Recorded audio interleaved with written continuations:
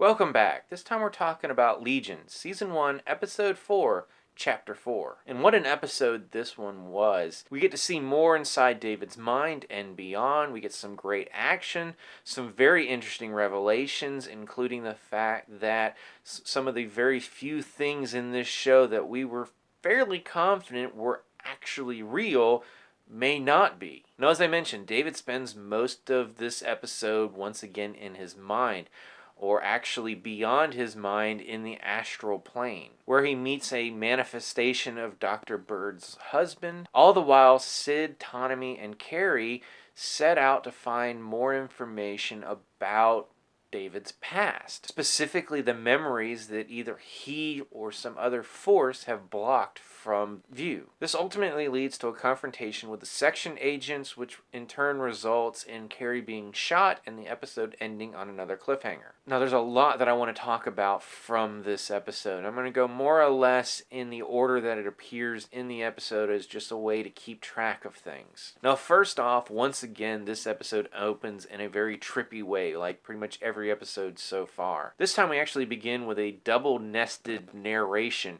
First seeing Dr. Bird's husband talking directly to the camera about story types and basically leading us to believe that he's about to tell us a story. And that ultimately jumps to Sid narrating the action side of this episode over a scene that actually takes the majority of the episode to actually arrive at, which is the lighthouse where they thought they were talking to David's psychiatrist. So on the outside David's mind half of this episode, basically our characters are trying to find out more about these memories that have been blocked away, and they're doing this by visiting the psychiatrist's office, because it turns out that Ptolemy can actually read memories from inanimate objects as well as people, and then ultimately trying to seek out the people who were in these memories, namely David's ex-girlfriend as well as the psychiatrist. Now, at the psychiatrist's office, they find in his closet a smashed and bloody recorder, which from the memories that Ptolemy gets from it leads them to believe that David actually beat the psychiatrist with it. Although Sid is not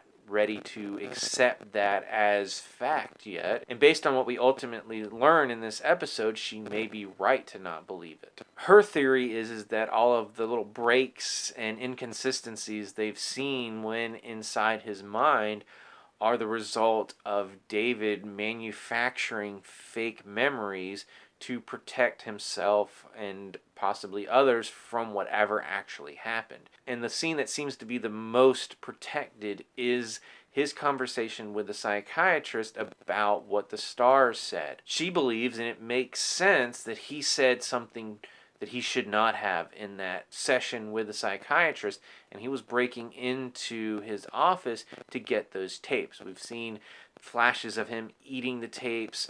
We've seen him kind of scrolling through the shelves looking for his name. We first saw that late in the second episode. That was the first time that we saw the psychiatrist bloodied up. But ultimately, what actually happened, we still don't know, because we didn't actually meet the psychiatrist in this episode. It was actually the Afro guy in disguise, somehow. And speaking of the section agents, we do get to see that Amy is still in their grasp, as well as Dr. Kissinger. And they have a brief conversation while being tortured by noise and lights, and he gets Amy to admit that she did have some doubts about him as a child, that he may have actually had some kind of powers. Or as she puts it, I think so. This is also where we learned that the dog that we've been seeing, especially in Chapter 3, did not exist, adding to the confusion over what is actually real and not, and giving more credence to the idea that David may actually be insane. We also get to learn some more information about some of our other characters, namely Carrie, that the two Carries sort of coexist in the same body, but then can break away. The exact mechanism of how this works is not really explained, but it's a cool ability, and hopefully Carrie's not dead at the end of this episode, because she and he are a interesting character or characters. Okay, yeah, it is weird, but very cool. We also see that in the real world, Dr. Bird's husband, Oliver, is sort of in some kind of frozen, suspended animation, with his mind apparently in the astral plane, where he ends up having a conversation with David. And it's during this conversation that Oliver mentions your monster, and we get a glimpse of the devil with the yellow eyes. According to Oliver, this monster is part of David. And again, that was something that I was questioning during my review of the third episode. Now, this is something that David doesn't accept, but Oliver says it's part of you, but it's also a parasite. And also a parasite that could win, meaning that if it is indeed part of David's psyche, that it's the dark side of his psyche, and that it could potentially take over David, which I don't think would end well for anybody. Now, if we thought that the fact that David's dog did not exist was going to be the major revelation as far as David's psyche goes, we were mistaken, because during the conversation with David's ex-girlfriend, Sid and Tanami discovered that Lenny was actually Benny, a guy. And how that fits into this, we don't know, because Sid saw Lenny at the psychiatric hospital.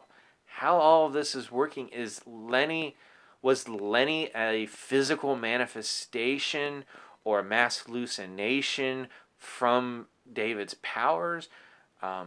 That threw me for a loop completely, because Lenny seemed to be one of the few things that, or at least at one point in time, was real, because Sid saw her as well. Now, presumably, there was a physical body that they had to take out of the wall. That's why they knew she was dead. Or was it still a continuing mass hallucination? I don't know. But as I said at the beginning, some of the things that we felt were relatively safely real, that whole idea that there is anything that could be considered totally real at this point has been thrown out the window. And jumping back briefly about the devil with the yellow eyes, it seems that David himself, and this was something that was hinted at in episode 3, and I forgot to mention it in my review of that episode, but David does not actually remember seeing the devil after the devil is gone away. He just knows he saw something that scared him. And that also seems to be the case with Sid. She remembers seeing something horrible, but can't describe exactly what it was. And then, of course, the episode ends with the scenes that we had been seeing in bits and pieces throughout Sid's narration of the Afro guy attacking her was actually after she had switched bodies with him, and then ultimately escaping with the others, David showing up and sort of messing everything up by attacking her in Afro guy's body, and then ultimately the scene ends with Carrie being shot and us going straight to credits. So there was definitely a lot to digest in this episode, and I watched it once and skimmed through it a second time to make sure I had all my notes straight. And this was a crazy episode. It's a crazy show. I still love it. Have no idea what's going on. And still, after 4 episodes, not really sure what's actually real and what's not. Hopefully, from now on, I'll be able to stay more up to date with these reviews, where they'll be coming out closer to the actual air date. I'm not going to make any promises, because I have not done a great job up to this point, but that is my goal. So if you saw this episode, what did you think about it? What did you think about the various revelations, especially about Lenny being Benny? How do you think that fits into what we saw at the psychiatric hospital and what Sid saw at the psychiatric hospital? And on a different note, what did you think about the opening scene? I thought it was cool. I loved how it played out. It was just very trippy, almost sort of Wes Anderson-esque. They just continue to make this a very stylized show, and I love it. As always, you can subscribe to my channel, check out some of my other reviews. Until next time, remember, they're watching.